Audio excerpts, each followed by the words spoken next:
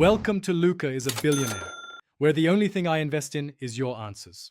Start by powering down everything and removing batteries or connecting the controller to a USB cable.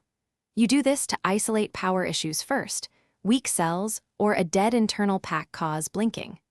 Once done, clean contact points with isopropyl on a cotton swab so connections are reliable.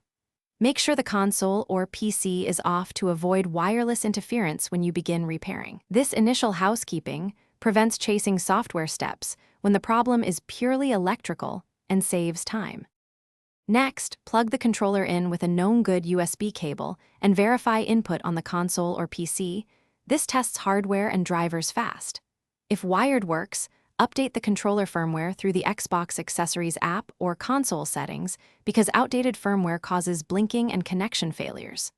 Once updated, disconnect USB and use the sync button on both controller and console or PC.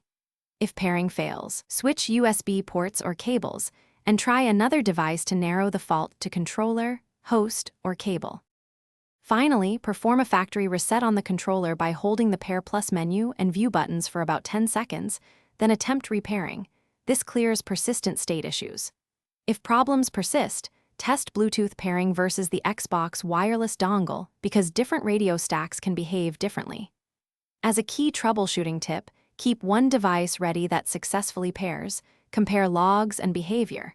If none of this works, replace the battery or seek warranty/repair. Hardware faults are the usual culprits when blinking continues. Thanks for watching and please subscribe. It's the best investment you'll ever make.